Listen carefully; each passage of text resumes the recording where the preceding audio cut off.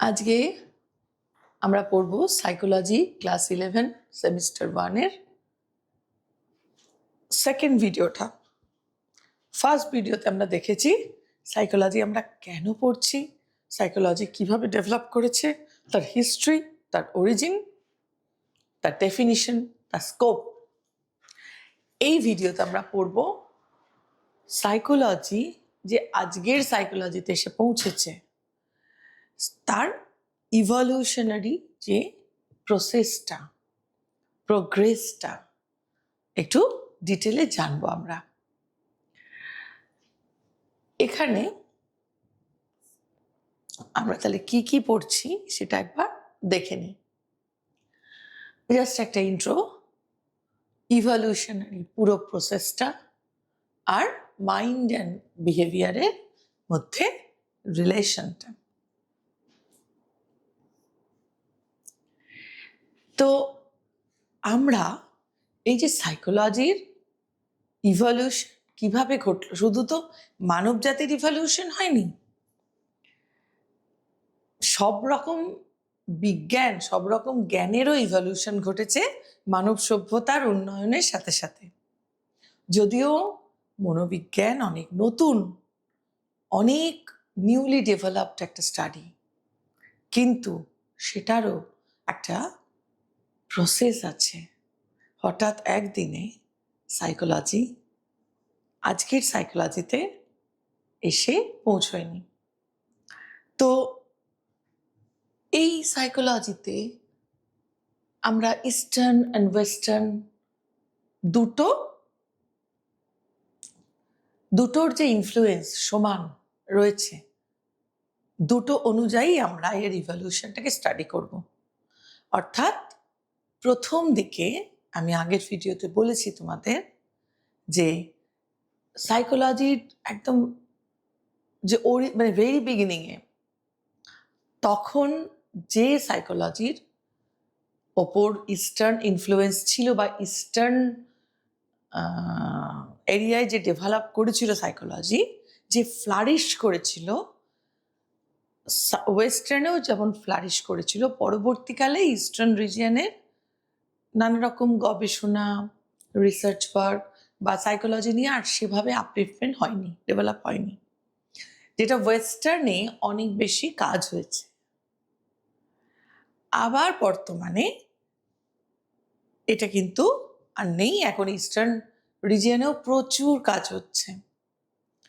কিন্তু আমরা যখন পড়বো সাইকোলজি অ্যাজ এ হোল, আমরা ইস্টার্ন অ্যান্ড ওয়েস্টার্ন দুটোকে কনসিডার করেই পড়তে হবে, কারণ একটা জ্ঞানকে সম্পূর্ণভাবে সারা পৃথিবীতে যেভাবে ডেভেলপ করেছে সেইভাবে সম্পূর্ণভাবে তার জ্ঞানটাকে আয়ত্ত করতে গেলে আমরা ইস্টার্ন বা ওয়েস্টার্ন কাউকে বাদ দিয়ে বা কারোর কোনো কন্ট্রিবিউশনকে বাতিল করে আমরা বুঝতে পারবো না গোটা সাবজেক্টটাকে।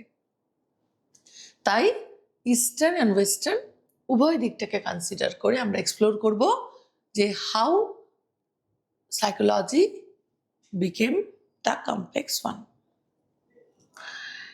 তো মোটামুটিভাবে রিভিউ করলে সাইকোলজির ইভলিউশনের পথটাকে আমরা এই কটা মেন যে স্কুল বা ব্যাখ্যাগুলো রয়েছে সাইকোলজিকে, সাইকোলজির যে ধারাগুলো রয়েছে আমরা জানতে পারবো। দেখেন এগুলো কি কি: স্ট্রাকচারালিজম, ফাংশনালিজম, গেস্টাল্টিজম বা gestalt, behaviourism, psychoanalytic perspective, humanistic perspective, cognitive perspective. That is very modern. চলে যাই এবার, এগুলোকে আমরা একটু ডিটেলে দেখে নিই। এইগুলো ডিটেলে জানলেই কিভাবে সাইকোলজি ধাপে ধাপে আজকের সাইকোলজিতে এসে পৌঁছেছে এই পথটাকে জানা হয়ে যাবে। যে কোনো সায়েন্স বা যে কোনো স্টাডি, যে কোনো সাবজেক্টকে জানতে গেলে তার প্রগ্রেসের যে রাস্তাটা, তার যে ইভলিউশনটা, না জানলে হঠাৎ করে সেই নলেজ, গোটা সাবজেক্টটা সম্পর্কে একটা কমপ্লিট নলেজ পাওয়া সম্ভব নয়। তাই আমাদের আজকের এই ক্লাসটা। ফার্স্ট আমরা দেখব structuralism. In psychology, it was the first formal school of thought, founded by Wilhelm Wundt and popularized by Edward B. Teach. দেখো, উইলহেম উন্ড, তার ছবি আমি দিয়ে দিয়েছি, টিচেনার, ওনারই শিষ্য। It aimed to analyze the adult mind by breaking down consciousness into its most basic measurable components, such as sensations, images, and affections, using a systematic method called introspection. Structuralism কে বুঝতে গেলে এই নামটাকে আমরা মাথায় রাখবো। স্ট্রাকচার, স্ট্রাকচার, গঠন, কিভাবে এটা গঠিত হয়েছে, এটাকে এলিমেন্টারি লেভেলে এক একটা এলিমেন্ট দিয়ে টোটাল মাইন্ড তৈরি, এটা স্ট্রাকচারালিজম বলেছে। প্রত্যেকটা এলিমেন্ট কি কি? বেসিক মেন্টাল প্রসেসেস, এই যে মেজারেবল কম্পোনেন্টগুলো, সেন্সেশন, ইমেজ, অ্যাফেকশন, এই বিভিন্ন বিভিন্ন বিভিন্ন এলিমেন্ট নিয়ে গোটা মাইন্ড তৈরি স্ট্রাকচারালিজমের মতে। এবং এগুলোকে আমরা কিভাবে স্টাডি করব? এই যে এত এলিমেন্ট, এগুলো স্টাডি না করলে মাইন্ডকে জানতে পারবো না। তাহলে আমরা এগুলো কিভাবে স্টাডি করব? এগুলো আমরা ইন্ট্রোস্পেকশন বলে একটা মেথড উইলহেম উন্ড আনেন। এই ইন্ট্রোস্পেকশন মেথড হচ্ছে first own method of psychology. সাইকোলজিতে সব সায়েন্টিফিক মেথড ইউজ হয়েছে পরবর্তীকালে, কিন্তু ওর নিজস্ব মেথড হচ্ছে ইন্ট্রোস্পেকশন, যেটা যেটা ফাউন্ডার ছিলেন উইলহেম উন্ড। তিনি বলেন যে এই ইন্ট্রোস্পেকশনের সাহায্যে, অন্তর্দর্শন বাংলায়, আমরা নিজেদের মনকে দেখতে পাই, দেখার চেষ্টা করা হয় যে আমাদের ইমোশনটা কি, আমাদের থিঙ্কিংটা কি, আমাদের পারসেপশনটা কি। এই অন্তর্দর্শন কিভাবে ঘটে? না চুপ করে বসে নিজের মনের থেকে বা নিজের ভিতরে নিজের একটা নিজস্ব সত্তা দ্বারা নিজের মেন্টাল প্রসেসগুলোকে অবজার্ভ করা। আমরা যেমন অন্যের ব্যবহার অবজার্ভ করি, নিজের মনকে তো নিজে ছাড়া অবজার্ভ করা যায় না। নিজের মনটাকে নিজে বসে অবজার্ভ করা শান্ত হয়ে। যদিও এই মেথডটা এখন অবসলিট, যথেষ্ট আনসাইন্টিফিক মেথড, তবুও যেহেতু এটা সাইকোলজির নিজস্ব মেথড ছিল প্রথমে একটাই, তাই এটাকে আমাদের জানতে হবে। আর এই ইন্ট্রোস্পেকশন যেহেতু ইউজেবল নয়, খুব ইজি ইউজেবল নয়, এটা অনেক প্র্যাকটিস দরকার এবং খুব বড় সাধু সন্ন্যাসীদের পক্ষে এটা সম্ভব। নিজের কনসিয়াসনেসকে, নিজের অভিজ্ঞতাকে নিজে অবজার্ভ করা it's too tough for general people. তাই এই মেথড এখন আর অবসলিট, কিন্তু এটাই আমাদের প্রথম সাইকোলজিকে জানার স্টেপ ছিল। তাই এগুলো কোনোটাই সবটাকে আমাদের জানতে হবে। This view mainly accepted that the individual is the one who experiences, and this conscious experience is the main subject of psychology. According to this view, experience is completely individual-centered, and the method by which a person tried to understand experience is introspection.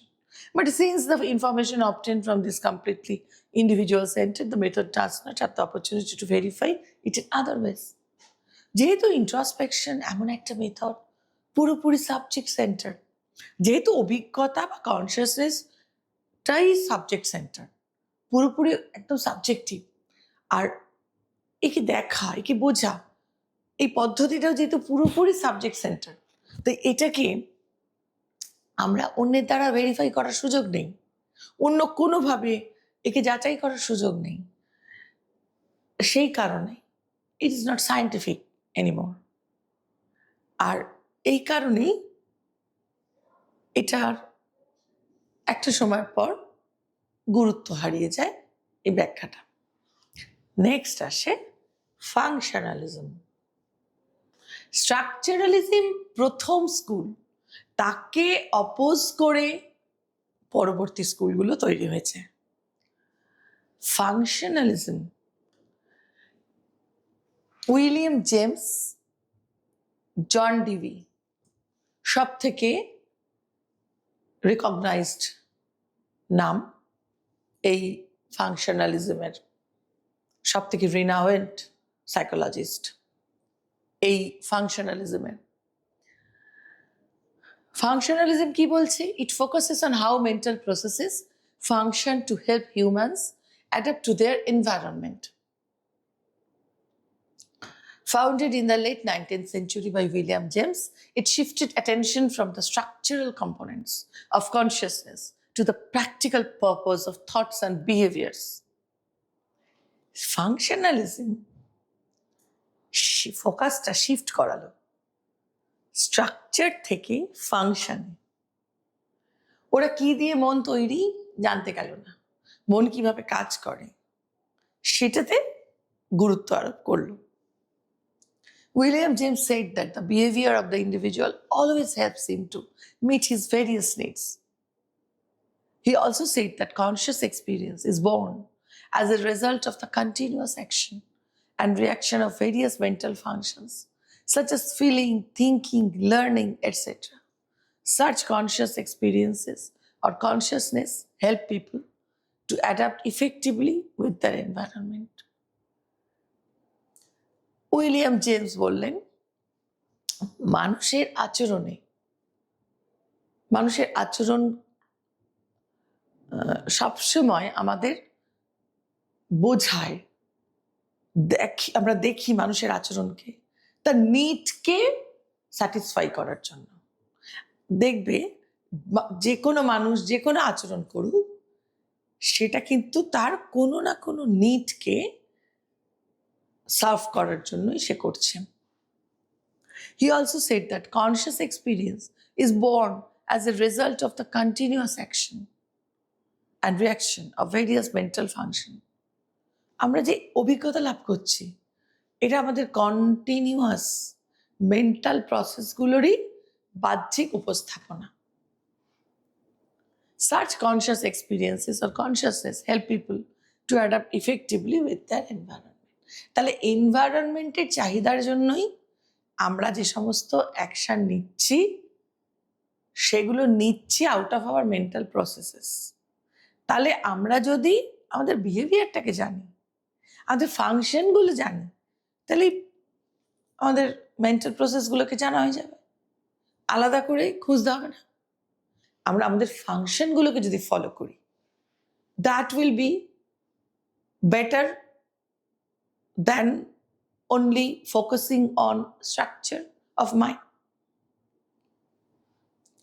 তাই functionalism as a whole এনভায়রনমেন্টের সঙ্গে adjustment এবং as a whole আমাদের নিডগুলোর satisfaction, এইগুলোর ওপর অনেক বেশি জোর দিয়েছে, যা অনেক বেশি কংক্রিটাইজড, যা অনেক বেশি রিয়ালিস্টিক এবং ট্যাঞ্জিবল তো বটেই, যাকে আমরা দেখতে পাই, সেই আচরণের ওপর বা ফাংশন অ্যাকশনের ওপর এরা জোর দিয়েছে। এরপর আমরা যেটা পড়ব, গেস্টাল্টিজম। একটা অদ্ভুত দিক খুলে দিল গেস্টাল্টিজম আমাদের জন্য। আমরা যখন পড়ি গেস্টাল্টিজম, যখন প্রথম এলো, কি বলল? আমাদের পারসেপশন, আমাদের লার্নিং, এই জগৎগুলোকে অনেক বেশি আমাদের সামনে ইন্টারপ্রেট করলো। খুব এলিমেন্টারিলি বেশ কয়েকটা এরিয়া, বেশ কয়েকটি মেন্টাল প্রসেসকে এরা কিভাবে ঘটে তার ব্যাখ্যা দিল scientifically with the help of various research works. Gestaltism কারা এনেছিলেন? 3 German psychologist, Max Wertheimer, Kurt Koffka, Wolfgang Kohler. এই 3 জার্মান সাইকোলজিস্ট, এদের কাজ গেস্টাল্টিজম বা বাংলা যাকে বলা হয় সমগ্রতাবাদ, তার অবতারণা করেন। It is a school of thought founded in the early 20th century. Early 20th এটা আসে, অর্থাৎ স্ট্রাকচারালিজম ফাংশনালিজমের অনেক পরে আসে গেস্টাল্টিজম। Human mind perceives objects and environment as organized, unified whole, rather than as a simple collection of individual parts. Derived from the German word for form or pattern, its foundational mantra is that the whole is different from the sum of its parts. এরা বলে আমরা যা কিছুই দেখি না কেন, যা কিছুই বাইরের পৃথিবী থেকে আমরা গ্রহণ করি না কেন, কারণ তার উপরই বাকি প্রসেসগুলো চলছে, মেন পারসেপশন। আর সেই পারসেপশন যখন আমরা করি তখন তার কতগুলো প্রিন্সিপাল আছে। কি প্রিন্সিপাল না, আমরা first and foremost most important principle হচ্ছে আমরা পারসিভ করি as a whole, not a separate entity. কেমন? একটা গাছ আমরা পারসিভ করছি, গাছটার একটা পাতা কি একটা ডাল কি গাছটাকে একটা আলাদা করে দেখছি না। যখন গাছটার দিকে তাকিয়ে আছি, এর সমস্ত পাতা যে কটা চোখের সামনে আসছে, আলোকিত হচ্ছে, সমস্ত ডাল পালা নিয়ে, ওটা একটা মাটির উপর দাঁড়িয়ে, ওর পিছনের আকাশ, ওর পাশের বাড়ি কি যাই থাকুক না কেন, বা ওই গাছটার কোন সময় আমি দেখছি, টাইম, সব কিছুর সঙ্গে সম্পৃক্ত হয়ে সব কিছুর মধ্যে জিনিসটাকে আমরা পারসিভ করছি। কোনোভাবেই আমরা বিচ্ছিন্নভাবে ওকে দেখি না। এই যে যা কিছুই আমরা পারসিভ করি, যা কিছুই আমরা অবলোকন করি, যা কিছুই প্রত্যক্ষ করি, সব কিছুই আমরা অ্যাজ এ হোল দেখি। আর প্রত্যেকটা পার্ট জিনিসের যদি আলাদা করে আমাদের সামনে দেওয়া হয়, সেগুলোকে আমরা সাজিয়ে নিয়ে অ্যাজ এ হোল একটা মানে দাঁড় করিয়ে ফেলি। যদি পুরোটা নাও থাকে, আমাদের মাইন্ড টেন্ডেন্সি হচ্ছে যে কোনো জিনিসকে সমগ্র আকারে ভিতরে গ্রহণ করা, সমগ্রর একটা আলাদা মিনিং তৈরি করে ফেলে। পার্ট পার্ট পার্ট পার্ট যে মিনিং দেয়, সমগ্রতাটা অনেক বেশি মিনিং দেয়। আমি এটা একটু বুঝিয়ে দিই। 2 2 2 2 2 কি হলো? 10। কিন্তু সাইকোলজিতে বলছে, মানে গেস্টাল্টিস্টরা বলছেন যে 2 2 2 2 2 যে 10 হচ্ছে, 5টা 2 এর যে ভ্যালুজ, যে ওয়েটেজ, 10-এর ওয়েটেজ কিন্তু তার চেয়ে বেটার, 10-এর মানে তার চেয়ে বেটার, অন্য অনেক মানে রিভিল করছে। কতগুলো ডাল, কতগুলো পাতা, একটা শেকড়, ইত্যাদি ইত্যাদি আলাদা করে দেওয়া হলো। আমি ওটাকে অ্যারেঞ্জ করলাম গাছ, কিন্তু গাছের একটা আলাদা অনেক বেশি মিনিং। সেটার একটা ডাল বা একটা পাতা যোগ করলেই সেই মিনিংটা দাঁড়ায় না। এই যে লাস্ট লাইনটা বলছে, the whole is different from the sum of its parts. পার্টগুলোর সামেশনটাই হোল নয়, whole is quite greater, quite larger, quite different from some of its parts. এটা হচ্ছে গেস্টাল্টিজম। এরপর আমরা যাব প্রিন্সিপালস অফ গেস্টাল্ট সাইকোলজি। অর্থাৎ এই যে গেস্টাল্টিজম করছি, এর কতগুলো অভিনব প্রিন্সিপাল আছে যে আমরা কি নীতিতে দেখি, দেখি মানে প্রত্যক্ষ করি, শুধু দেখি না, শুনি, সব কিছু করি। 5টা সেন্স অর্গান দিয়ে আমরা বাইরের পৃথিবী থেকে সমস্ত উদ্দীপনা গ্রহণ করি, তবে কিন্তু বাকি প্রসেসগুলো হয়।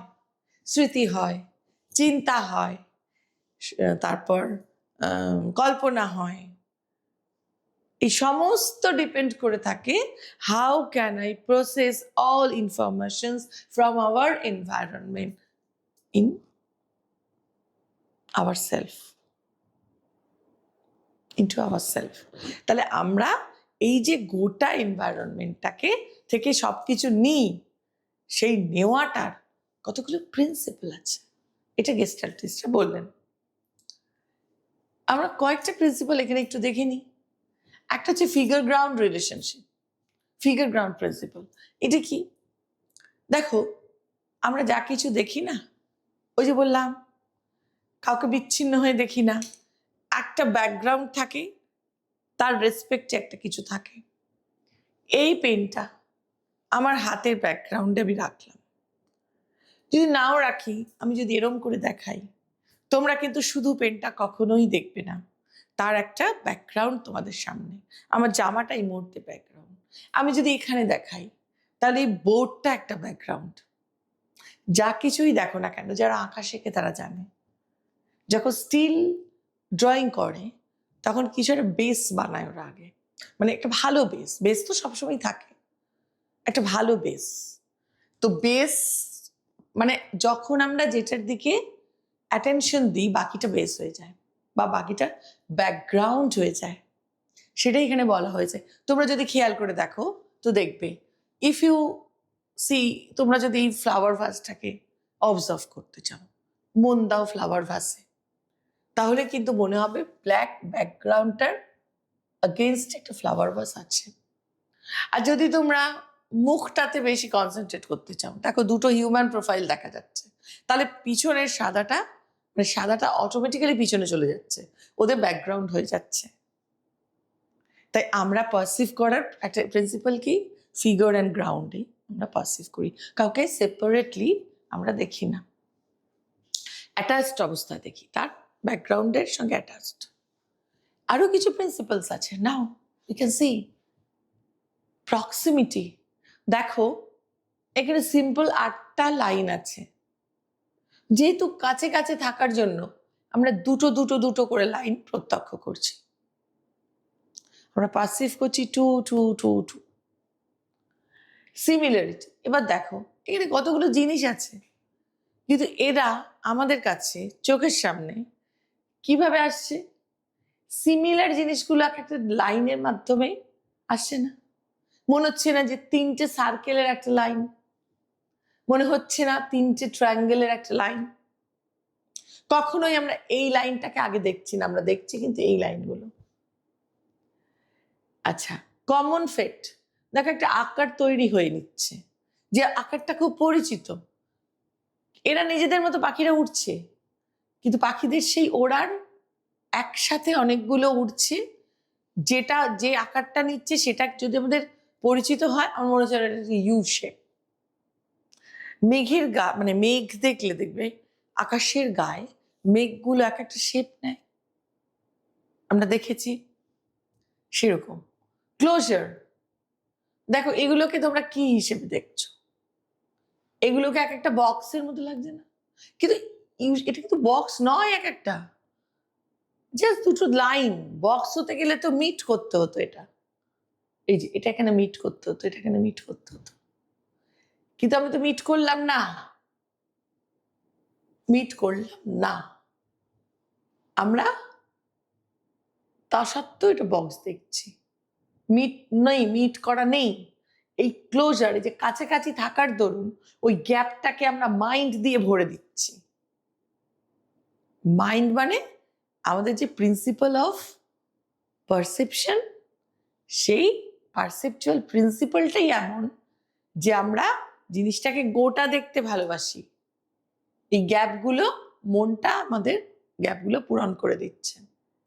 প্র্যাগন্যান্স, এই যে একসঙ্গে এগুলো রয়েছে, এগুলো কিন্তু আলাদা আলাদা থাকলেও আমরা একটা গুড ফিগার হিসেবে এটাকে দেখছি। কন্টিনিউটি, দেখো এটা এগুলো কিন্তু আলাদা আলাদা এক একটা শেপ, কিন্তু এটা পুরো নেই, কিন্তু আমাদের কি মনে হচ্ছে যে এটা কিন্তু কন্টিনিউয়াস হয়ে গেছে, যেহেতু একই রকম শেপগুলো পরপর বসানো, মনে হচ্ছে যে এটা পুরোটা চলে গেছে। ফিগার গ্রাউন্ড রিলেশনশিপটা এখানে দেখানো আছে আরেকবার। এরও অনেক প্রিন্সিপাল আছে। পারসেপচুয়াল ওয়ার্ল্ডটা একটা দাঁড়িয়েই আছে আমরা কিভাবে পারসিভ করি তার প্রিন্সিপালসগুলোর ওপরে।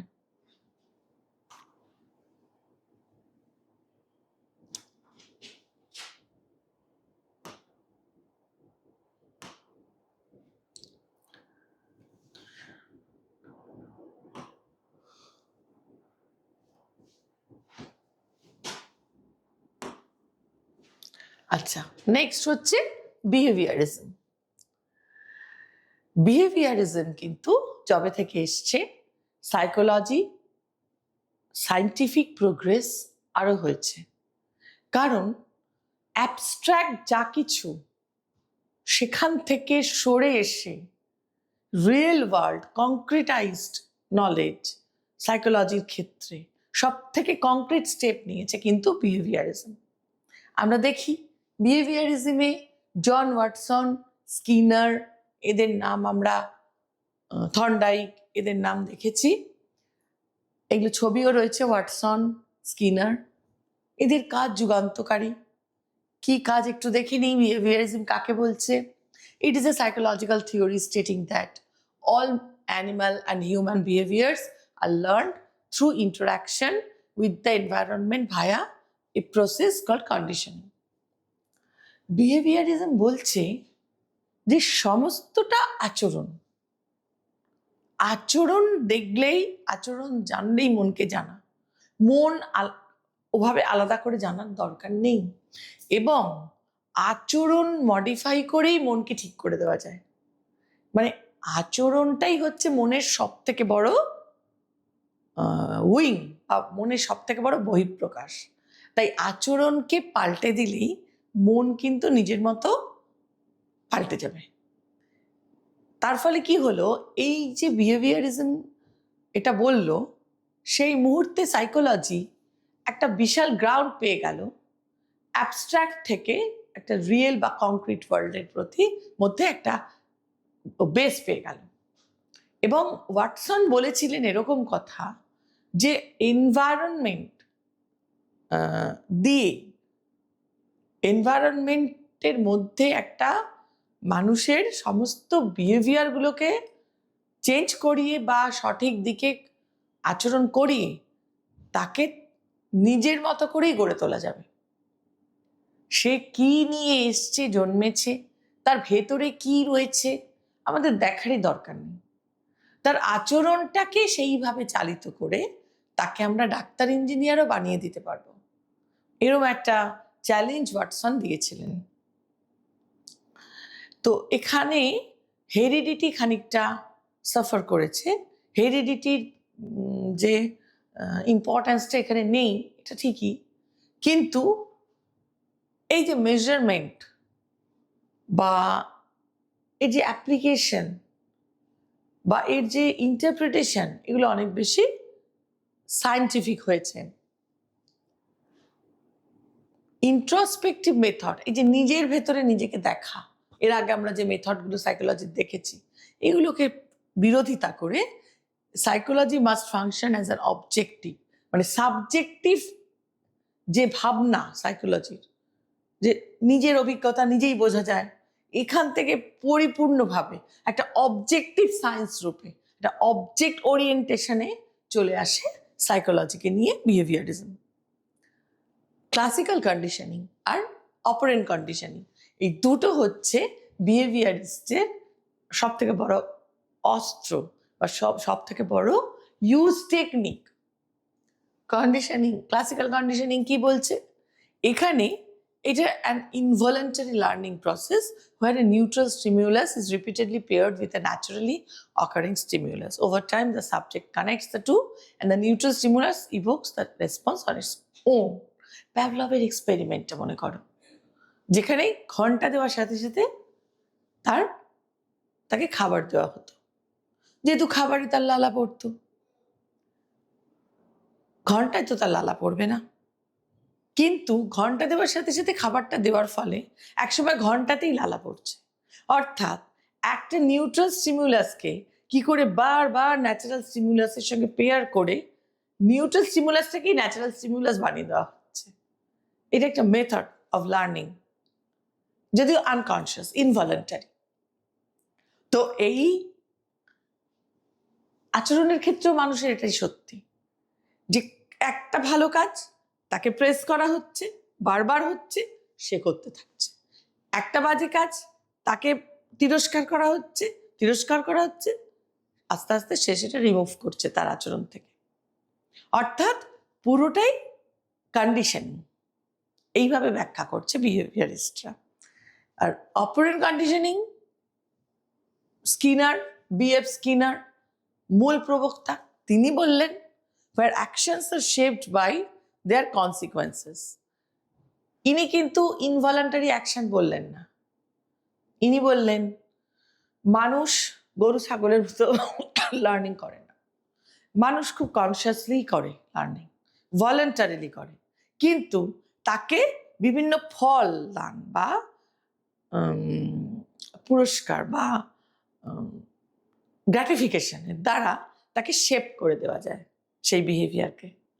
এটা উনি বললেন অপারেন্ট কন্ডিশনিংয়ে।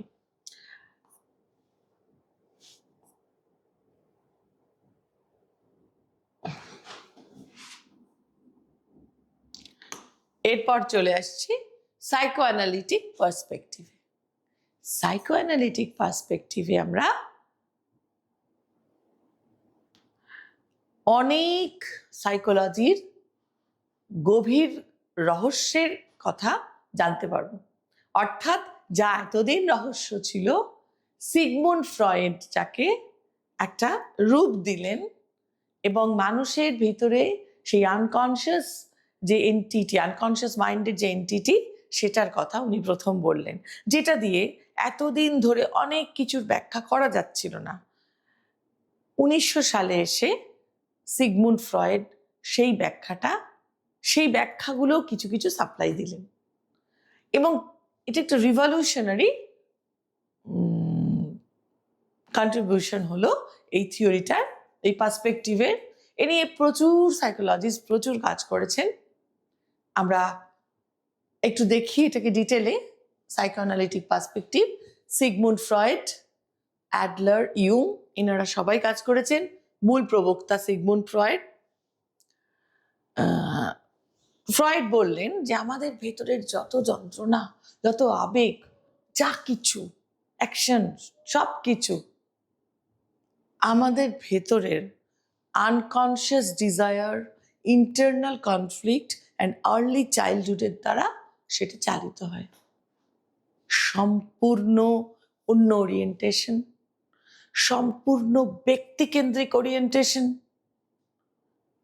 এখানে কিন্তু প্রত্যেক ব্যক্তির যে পৃথক পৃথক পৃথক পৃথক স্বতন্ত্র সত্তা, স্বতন্ত্র যন্ত্রণা, কোথায় যেন সেই জায়গাটায় এসে পড়লো সাইকোলজি।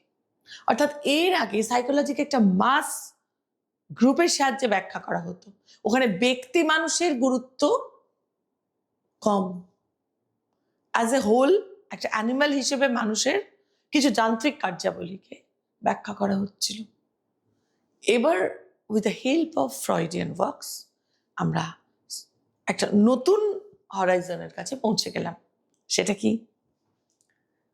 সেটা হচ্ছে আমাদের সমস্ত কাজ, আমাদের ব্যক্তিত্ব, সমগ্র ব্যক্তিত্ব, আমরা কিভাবে নিজেদেরকে ক্যারি করি, নিজেদের অ্যাকশন নিই, নিজেরা ভাবি, এবং নিজেদের যন্ত্রণা, নিজেদের সাফারিং, নিজেদের ভালো থাকা, everything is driven by our internal unconscious desire, conflict, and our childhood experiences. তাহলে, founded by Sigmund Freud in the late 19th century, this perspective suggests that our conscious thoughts are merely the tip of an iceberg, with the vast majority of our mental life operating beneath our awareness. আর এই unconscious এই যে বলছে desire, conflict, childhood experience, এইসব কোথায় থাকছে? সে unconscious মাইন্ডে। আর সেটা বিশাল বড়, যেটাকে দেখা যায় না। দেখা যে কনসিয়াস মাইন্ডটা যায়, সেটা হচ্ছে একটা বরফের টুকরো যখন জলে ভাসানো হয়, তার 11-13 অংশ জলে ডুবে থাকে, 2-13 জেগে থাকে, সেই টিপটুকু, সেটুকু আমাদের কনসিয়াসনেস।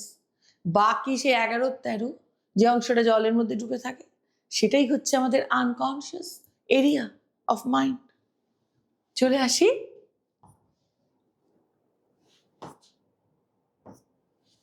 সেই স্ট্রাকচার অফ পার্সোনালিটিতে। স্ট্রাকচার অফ পার্সোনালিটি, এবার আমরা বুঝবো স্ট্রাকচার অফ পার্সোনালিটিটা। The perspective explains that personality is formed through the dynamic interaction and conflict among three internal mental forces. আমাদের মন তিনটে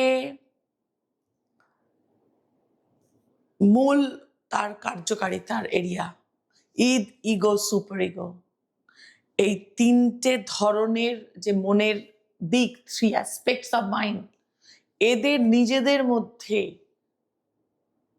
কনফ্লিক্ট, নিজেদের মধ্যে যে সহায়তা, নিজেদের মধ্যে যে অ্যাডজাস্টমেন্ট, এই সব কিছুর দ্বারা তাড়িত হয়ে তৈরি হয় আমাদের ভেতরের যে কনফ্লিক্ট।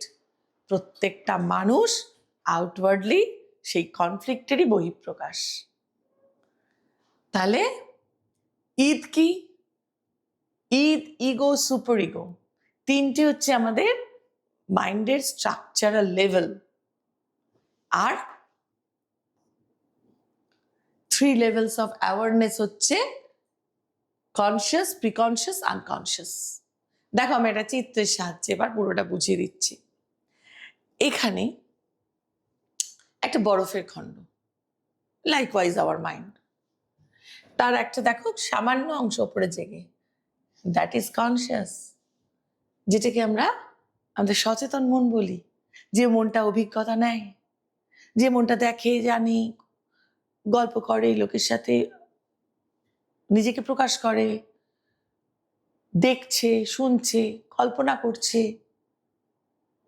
সব কিছু করছে এই মনটা। এটাকেই আমরা চিনি নিজেদের মন বলে, but it is very little. ম্যাক্সিমামটা আনকনসিয়াস, এই যে। আর এই দুটোর মাঝে খুব সরু, এটাকে আরো সরু বলেছেন ফ্রয়েড, এটাকে বলে প্রিকনসিয়াস। অর্থাৎ কনসিয়াস থেকে আনকনসিয়াসে ঢোকার মধ্যে একটা পর্দার মতো থাকে, দ্যাট ইজ কল প্রিকনসিয়াস। সেটা কি করে? সেটা কনসিয়াস থেকে আনকনসিয়াসে মেটেরিয়াল পাঠিয়ে দেয়, কিন্তু আনকনসিয়াস থেকে আর কনসিয়াসে পাঠায় না, বরং সেটা অনেক ডিস্টর্টেড ভাবে অন্যভাবে বেরোলেও একে মোটামুটি এটা একটা ওয়ান ওয়ে। কনসিয়াস থেকে প্রিকনসিয়াস হয়ে আনকনসিয়াসে যাওয়াটা একটা ওয়ান ওয়ে জার্নি। আমাদের অনেক কিছু কনসিয়াস মাইন্ডে আমরা রাখি না, সেগুলো পাঠিয়ে দিই আনকনসিয়াস মাইন্ডে। আর দেখো, এখানে ঈদ, ইগো, সুপার ইগোটা রয়েছে। ঈদটা পুরোটা আমাদের আনকনসিয়াস লেভেলে, কিন্তু ইগো আর সুপার ইগো আনকনসিয়াস, প্রিকনসিয়াস, কনসিয়াস, তিনটে লেভেলেই রয়েছে। ভালো করে দেখো, ঈদ অংশটা কিন্তু এখানে পুরোটা আনকনসিয়াস লেভেলে। তাহলে ঈদটা কি? ঈদটা হচ্ছে যেটাকে নিয়ে আমরা জন্মাই। একটা শিশু যখন জন্মায় তখন তার মধ্যে শুধু থাকে ঈদ। ঈদ হচ্ছে প্লেজার প্রিন্সিপাল, খুব আনন্দ, মানে কমফর্ট। যা কিছু একটা শিশু বা একটা মানুষ চায়, তার সব কিছু হচ্ছে ঈদ কেন্দ্রিক। ঈদ থেকে বেরোয় সেগুলো, সেই চাহিদা, মানুষের যে অপার চাহিদা, সেটা হচ্ছে ঈদ দিচ্ছে, ঈদ থেকে জেনারেট করে। তাই একটা শিশু যার শুধু ঈদ রয়েছে, সেই শুধুই চাহিদা দেখাতে পারে। তার কিন্তু আর তখনও কিছু তৈরি হয়নি। সে শুধু খেতে চায় বা তার শরীরের কমফর্ট পেতে চায়। কোনো কমফর্টে এদিক ওদিক হলে সে তখন শুধু চেঁচায়। সে শুধুমাত্র তার চাহিদা নিয়ে বেঁচে থাকে, সেটা হচ্ছে ঈদ। আস্তে আস্তে ডেভেলপ করে সুপার ইগো, নেক্সট, তারপর ইগো। সুপার ইগো হচ্ছে বাবা মা, সমাজ তাকে বলে না, শুধুমাত্র চাইবে না, বোঝো বোঝো, এটা বুঝতে হবে, ওটা বুঝে যে এটা করতে হবে। মানা, বারণ, নীতি রীতি জানতে হয়, সামাজিক ল, সোশ্যাল রুল, সোশ্যাল ল, এই যে ওপর চাপছে, এগুলো হচ্ছে সুপার ইগো। আর ইগোর কাজটা কি? ইগো হচ্ছে সুপার ইগো আর ঈদের মধ্যে একটা বোঝাপড়া করে। সুপার ইগো যদি প্রচন্ড বেড়ে যায় তাহলে তো মানুষ তার নিজের চাহিদা মেটাতে পারবে না। আবার যদি শুধু ঈদই থাকে তাহলে সে অন্যের দিকটাও দেখতে পারবে না। তাই ইগো কি করে, এই সুপার ইগো আর ঈদের মধ্যে একটা বোঝাপড়া করে যে তোমারও থাক ওরও থাক, তবেই কিন্তু তুমি তোমার রিয়েল এন্টিটিটা রাখতে পারবে, সমাজের সাথে অ্যাডজাস্ট করে থাকতে পারবে। এই হলো ফ্রয়েডের structure and function of mind. এবার যেটা আমরা পড়ছি, ডিফেন্স মেকানিজম। ফ্রয়েড বলেছেন এই যে চারপাশের ওয়ার্ল্ডে আমাদের থ্রেটেনিং হয়, আমাদের পছন্দ অনুযায়ী আমরা কিছু পাচ্ছি না, আমাদের ঈদ তো কন্টিনিউয়াস চাইছে, সুপার ইগো বাধা দিচ্ছে, দুটোই যন্ত্রণা, একটা চাইছি পাচ্ছি না, আর সুপার ইগোর চোখ রাঙানি রয়েছে। ইগো সবসময় পেরে ওঠে না, দুজনকে সামলাতে সামলাতে হিমশিম। তো ও কতগুলো ইগো, কতগুলো ডিফেন্স মেকানিজম তৈরি করে সেলফ প্রোটেকশনের জন্য, নিজেকে প্রোটেক্ট করার জন্য। সেই সেলফ প্রোটেকশনের জন্য সে কতগুলো টেকনিক ইউজ করে, that is called defence mechanism. আমরা কয়েকটা টেকনিক একটু পড়ি। রিপ্রেশন। রিপ্রেশন কি করে? যা কিছু যন্ত্রণাদায়ক ঘটনা, তথ্য ভুলে যায়, ঢুকিয়ে দেয় আনকনসিয়াসে, সোজা কনসিয়াস থেকে তাকে পাঠিয়ে দেয় আনকনসিয়াসে। দেখবে অতীতের ভালোগুলো মনে থাকে, খারাপগুলো মনে থাকে না। আর খুব ভয়ানক যন্ত্রণাদায়ক মেমারিকে আমাদের ভুলতেই হয়। সব পুরোটা এই যত ভুলবো আমরা ততই ভালো থাকি, এবং এটা একটা ডিফেন্স। প্রজেকশন। প্রজেকশন হচ্ছে নিজের কোনো একটা অন্যায় করেছি বা কোনো ভুল করেছি, যখন সমাজ চেপে ধরবে আমাকে, চারপাশ থেকে মা বাবা বন্ধু বান্ধব চেপে ধরলে কি হবে? আমি দোষী, সবার আঙুল আমার দিকে, আমরা নিতে পারি না, ব্যথা লাগে। ইগো কি করে? ওটা ঘুরিয়ে অন্যর দিকে, মানে অন্যের ঘাড়ে দোষ চাপানো, ব্লেমিং, প্রজেকশন বলে এটাকে। খুব এগুলো কিন্তু কোনোটা কনসিয়াসলি করি না আমরা, প্রত্যেকটা আমরা আনকনসিয়াসলি করি। তো এই যে প্রজেকশন করার একটা ভালো এক্সাম্পল হলো, বাসে টিকিট কাটলো না। কাটলি না কেন? না বসতেই পাইনি, দূর, ওই জন্য আর টিকিট কাটিনি। বসার জন্য তো টিকিট কাটা নয়, টিকিটটা তো তোমাকে ট্রাভেল করাচ্ছে, এক জায়গা থেকে আরেক জায়গায় পৌঁছে দিচ্ছে। বসার জন্য কি টিকিট মাপা? তারা তো তুলতোই না। তুই তো ট্রাভেল করছো, তার তো একটা টাকা আছে ন্যূনতম। Displacement, redirecting dangerous or negative impulses toward a safer, less threatening target. রাগ, প্রচন্ড রাগ হয়েছে, একটা নেগেটিভ ইমোশন হয়েছে, ঘৃণা জন্মেছে, সেটাকে দেখাতে পাচ্ছি না। বস কিছু বকেছেন বা ভুল কাজের জন্য সবার সামনে অপমান করেছেন, তো তাকে তো আর ফিরিয়ে দিতে পারবো না। তখন বাড়িতে এসে বাচ্চাটা রয়েছে, সে কিছু বলতে পারবে না, সে তো ছোটখাটো অন্যায় করেছে, প্রচুর থমকে দিলাম। কিংবা বন্ধু, সে তো কিছুই সেরকম বলেনি, ধুমধাম করে রাগ দেখিয়ে দিলাম।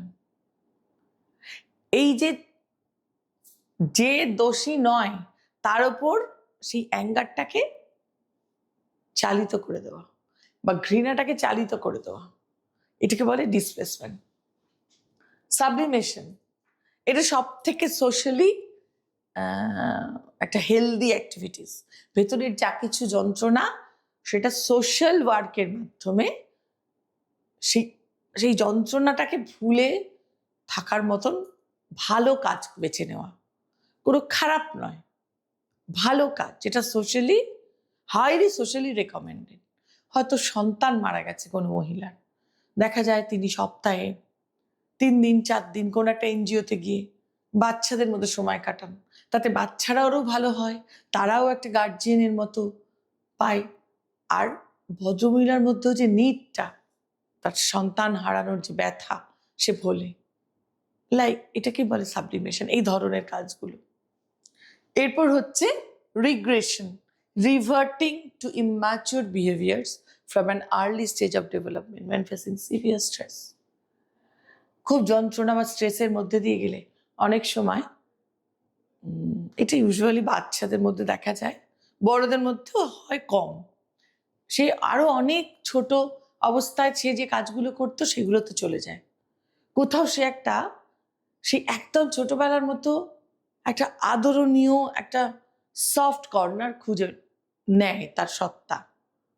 সে তো জানে, সে তো কোনো কারণে যে বকাটা খাবে বা যে কাজটা সে পারছে না সেই কাজটা করার জন্য সে জানে যে সে তিরস্কৃত হবে, তখন সে এমন কিছু অ্যাক্টিভিটিস আনকনসিয়াসলি করতে লাগলো যেটা সে অনেক ছোটবেলায় করতো এবং তাকে কিছু বকা হতো না, সে ওটার দ্বারা সেই চাইল্ডহুড স্টেজটাতে ফিরে যেতে চায়, যাতে করে তাকে কেউ কিছু না বলে। কারণ একদম চাইল্ডহুডে আমাদের করে বকাঝকা খেতে হয় না, মাপ হয়ে যায় সব। তো পিছিয়ে যাওয়া, এটাকে এই জন্য বলে রিগ্রেশন, আমাদের ডেভেলপমেন্টের আর্লি স্টেজে চলে যাওয়া।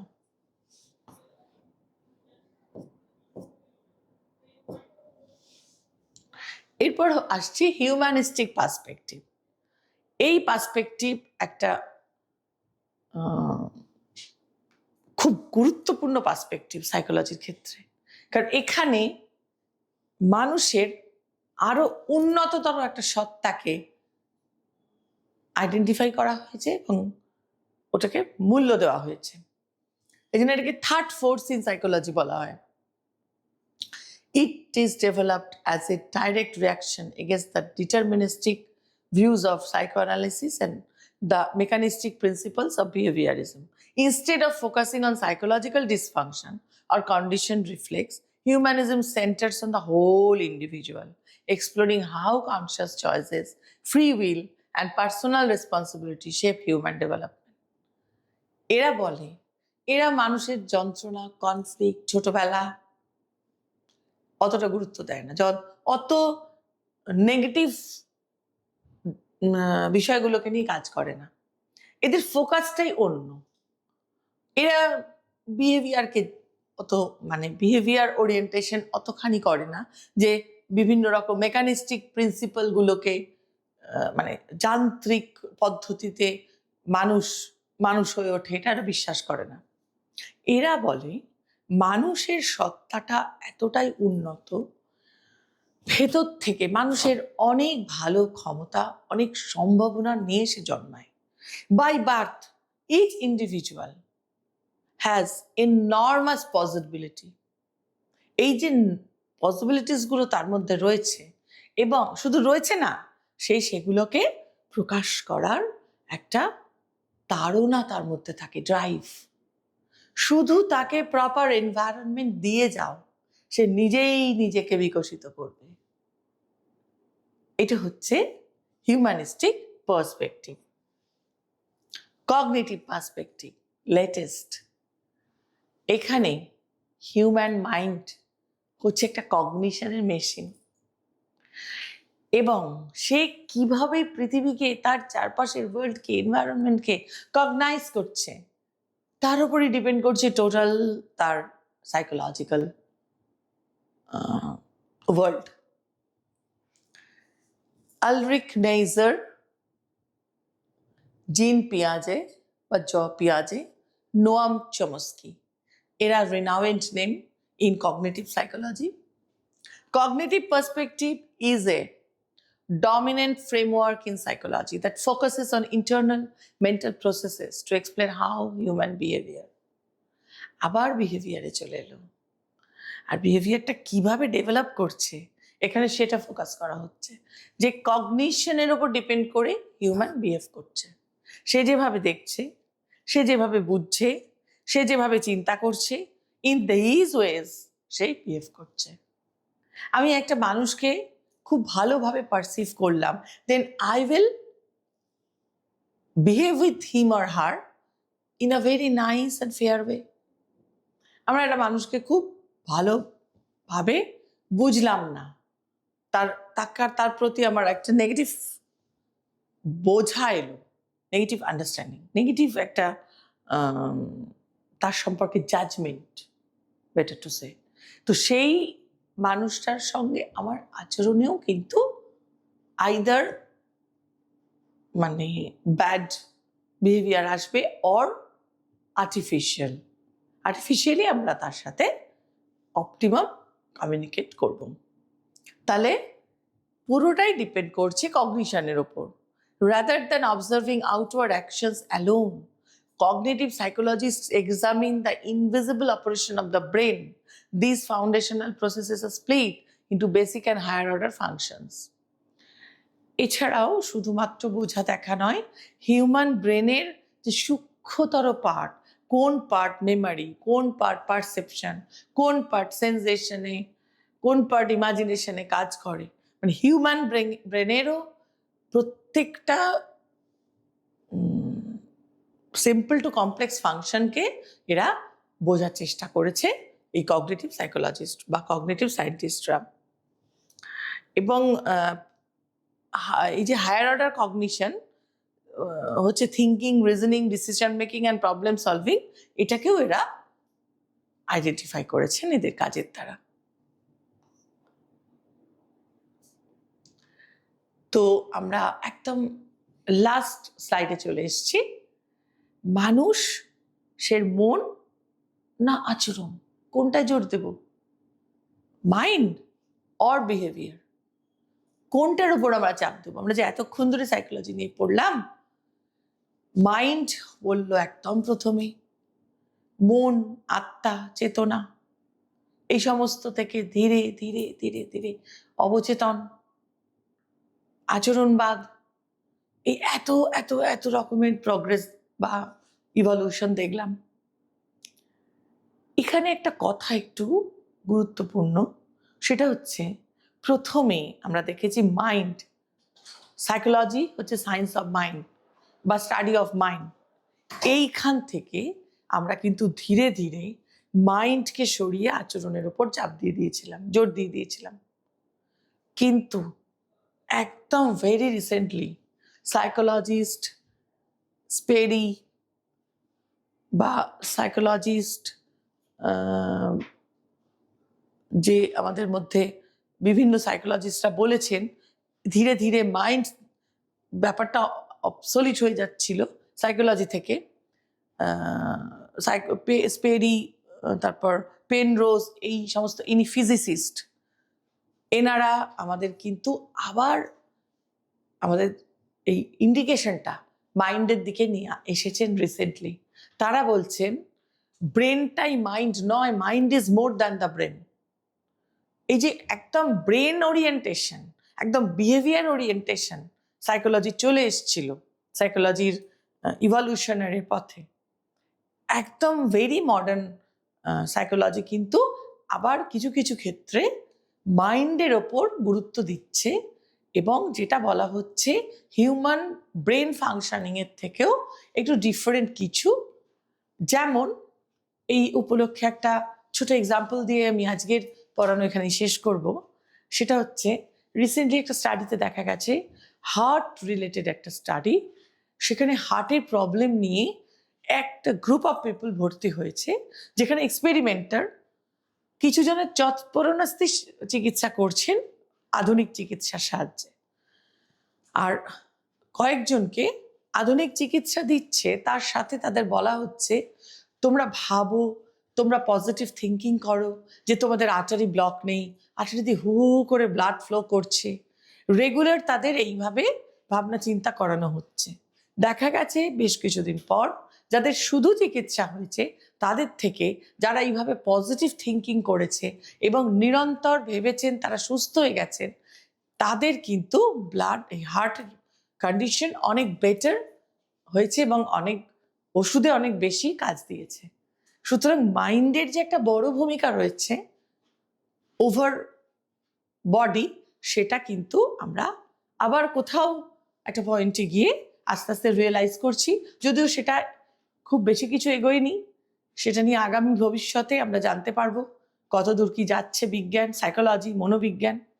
আপাতত সাইকোলজির ইভলিউশনের পথ, ইভলিউশনারি পাথওয়েটা তোমরা মোটামুটি বুঝেছো। আজকের এই ক্লাসটা এখানেই শেষ।